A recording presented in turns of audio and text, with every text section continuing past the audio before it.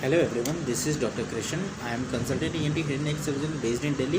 एक बहुत common aspect है जो हम ऑब्जर्व करते हैं, चाहे गवर्नमेंट में हो चाहे प्राइवेट में हो।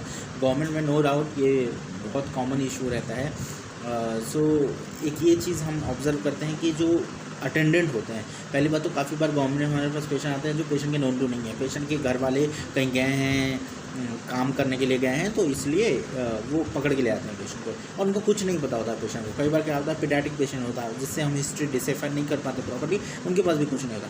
तो जब भी आप पेशेंट को एक्कम्पनी कर रहे हो, चाहे गवर्नमेंट प्राइवेट, भले वो आपका रिलेटिव नहीं, आपको किसी ने काम दिया है क्योंकि उसके पेरेंट्स कहीं और थे, जब आप ऐसा कर रहे हो तो भी आपको प्रॉपरली पेशेंट के बारे में एक ब्रीफ आइडिया होना चाहिए कि किस चीज़ के लिए दिखा रहे हैं, क्या क्या उसके टेस्ट हुए हैं। आप कोशिश करें सारी पुरानी रिपोर्ट्स पेपर्स कैरी करके जाएं। अगर कोई सीडी दी गई है कुछ पिछले सेंटर्स पे जहाँ भी कोई टेस्ट हुआ है, सो वो सीडी आपको लेके आना है और सीडी भी साथ में लेके आना है। कई बार क्या होता है, सर्जिकल प्लान करते हैं। कई बार क्या होता है, जब टीचिंग हॉस्पिटल में आप जाते हो दिखाने, तो वहाँ पे डिस्कस करना होता है अपने वो जो भी डॉक्टर होंगे, ट्रेनी डॉक्टर होंगे या डॉक्टर होंगे, वो आपको आपका केस आपके सीनियर्स से, अपने सीनियर से डिस्कस करेंगे। तो उस समय सीडीज़ वगैरह बहुत हेल्पफुल होती है, सर्जिकल प्लानिंग में बहुत होती है। क्योंकि अगर आप नहीं करोगे ऐसा तो सिस्टम का तो नुकसान नहीं होता, क्योंकि ऑलरेडी वो आपका नहीं तो किसी ना किसी का सर्जरी करता है। हॉस्पिटल 24 आवर चलती है, रेगुलर चलती है, बट आपको जो काम 2 दिन या 2 या 3 विजिट में हो जाता है, उसके लिए आपको 5 विजिट करना पड़ेगा, तो वो नुकसान होगा, आपका टाइम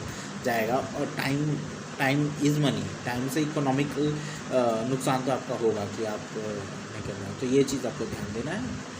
होप आपको ये बात समझ में आएगी और आप इसको फॉलो करें तो आपका इलाज बेटर होगा।